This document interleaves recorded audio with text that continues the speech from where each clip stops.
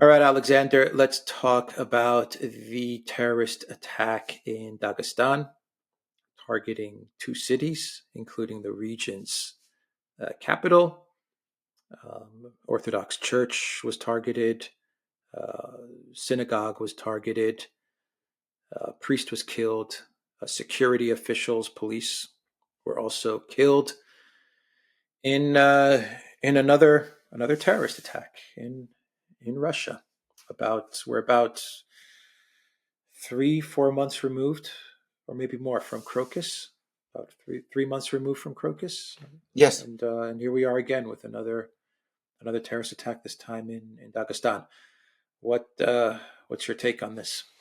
Well, this has been a sequence of attacks of this kind. First of all, as you correctly said, there was Crocus City Hall, the Crocus City Hall attack. I think it was in March in Moscow. We remember and discussed all of that. Then a couple of days ago, there was some kind of hostage siege in Rostov. This apparently happened in a prison. Um, we haven't been given a huge amount of information about the people who carried out this hostage siege, only that they were prisoners, that they were people who were being held in a prison in Rostov, and that the security forces were able to free the hostages, and that all of the people who had seized the hostages were killed, and that their bodies would not be returned to their families. And now we've had these attacks in um, Dagestan, which is one of the Muslim republics in the northern Caucasus. It's close to Chechnya. And it's in two places, in two towns there, Makhachkala, which is the capital, and Derbent, which is on the Caspian Sea.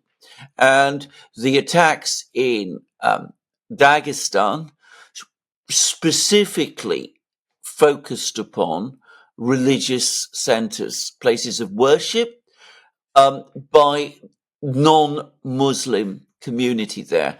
There were Russian Orthodox churches and one Jewish synagogue. Now, it's not entirely easy to piece this all together, but if you read Russian reports, I think it's fairly clear who was behind all of these attacks, or at least who perpetrated all of these attacks.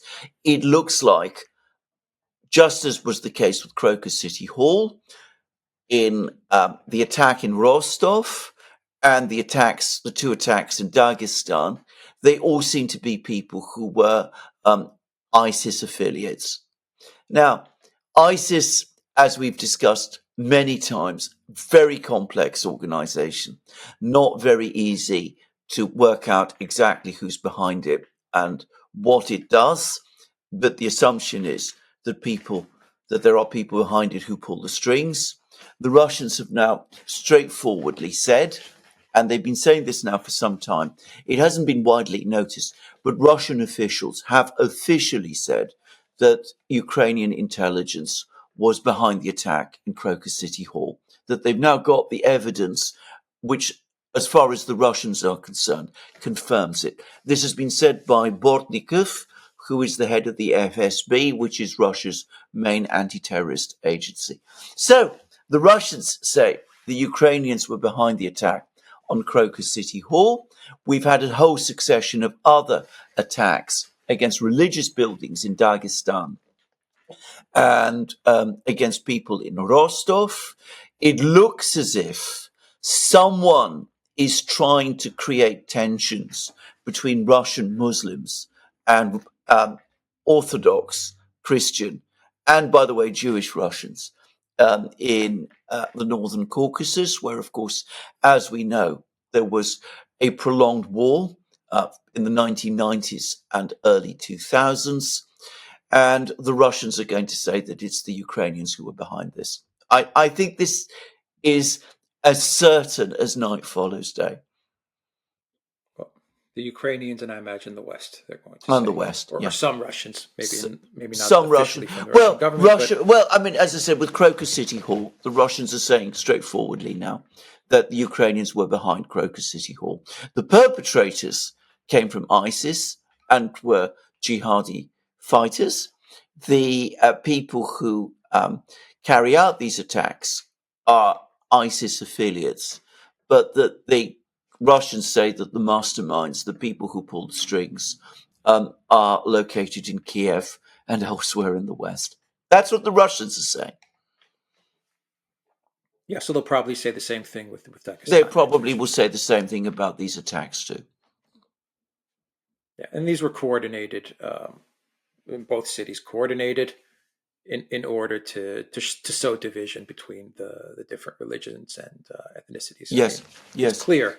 I think it's very very clear. This is standard stuff for for ISIS, but for the three-letter agencies. I mean, this is pretty standard, Yes. right?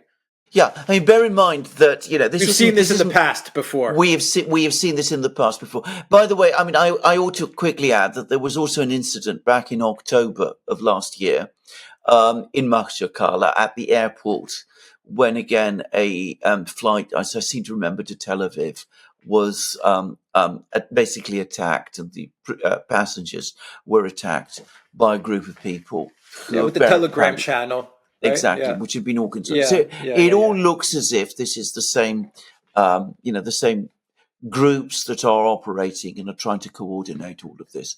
Now, I'm going to say again, I think that these attempts are going to fail.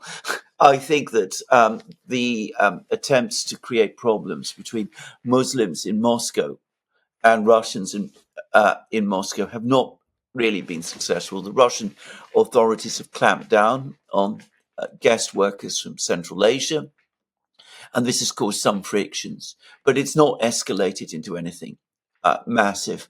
I think in the Northern Caucasus, the mood is completely different. Everybody there remembers the wars of the 1990s and early 2000s. Dagestan, along with the rest of the Northern Caucasus, are now enjoying, if you like, the benefits of the current Russian economic boom. Settled conditions of life have returned to these places. Already by the 2000s, it was clear that in Dagestan, the vast majority of people did not support the export of militant jihadism to their republic. And I think this is going to fail. I think it's going to encounter very, very stony ground, and it's going to fail. Now, there's been some rather interesting information about who was behind this latest attack in Dagestan. And it turns out that they were people who had achieved prominence in some of these people. One of them in particular, the key organizer, seems to have been a person who was involved in the Russian political party, A Just Russia, which is a social democratic left-wing party that operates right across Russia. So he looks to be very, very much like a plant, some kind of asset that had been infiltrated into this party and had been using the structures of this party to build up a local networks. So that again suggests a fairly sophisticated operation to me. I think the Russians will very, very quickly get on top of it. So just a final note. This appears to be all part of the same strategy. We did a video talking about the terrorist attacks in Crimea. Yeah. The strategy of sowing unrest, chaos in order to get Russia to freeze the conflict or capitulate in some sort of a manner where the collective West can then declare some sort of victory in Ukraine, whatever that means. But this is the strategy to create chaos, and it seems like they've picked Dagestan as an area where they perceive there are some tensions and some weaknesses there that they can exploit in order to create chaos from different angles, long range missiles into Russian territory, create ethnic tensions, all of these things to try and get to the point where things are so tense and so chaotic in Russia and with the Putin administration that eventually you get to some sort of a capitulation or some sort of an agreement to freeze Project Ukraine. I mean, is that what this looks like to you? Yeah, as well, that's. I mean, that seems logical. Of course, I want to stress again. I mean, one doesn't have all of the information, but it would make No, this is a guess. it would make I'm it's a guessing. I mean, exactly, but yeah, it makes sense.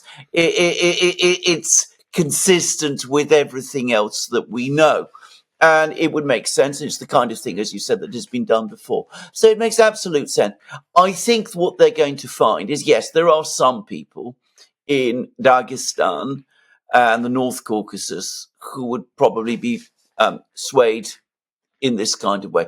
Dagestan is a complex republic. There are lots of people of many, many different ethnic affiliations in Dagestan. I say that's perhaps not stating things exactly. I mean, there is, a Dagestani nation, but it's one which has been very fragmented into different groups historically, and which has had, back in the 19th century, a history of resisting the Russians.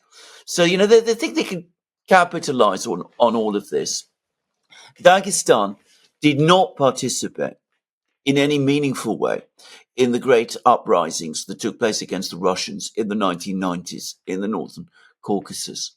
And when in 1999 there was an attempt by a jihadi force to invade Dagestan from Chechnya, which is at that time not the Chechnya that we have now, which is run by Kadyrov, but the previous Chechnya that was semi-independent and basically controlled by jihadi groups.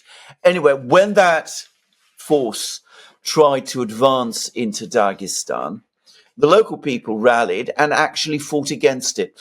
They didn't want it on their territory. They did not want the spread of that kind of religious militancy to their republic.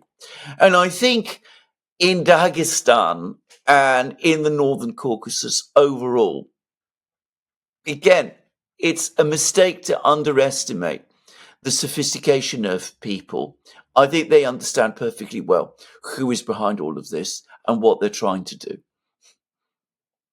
yeah. I think that this is going to be a stretch, but just to end the video, I think Duda and Kaya Kalis, they kind of give the game away, don't they? When they say that Russia needs to be broken apart, when Duda said that Russia has 200 ethnicities and it's the prison of people or of nations, whatever he said at the Swiss Peace Summit, it gives the game away as to what they're trying to do, which is to break up Russia into different nations, whichever way they can do it.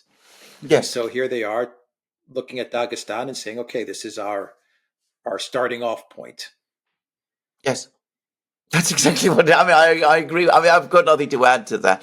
I mean, the one thing I I mean, would say, of course, I'm sure Duda overheard things, right?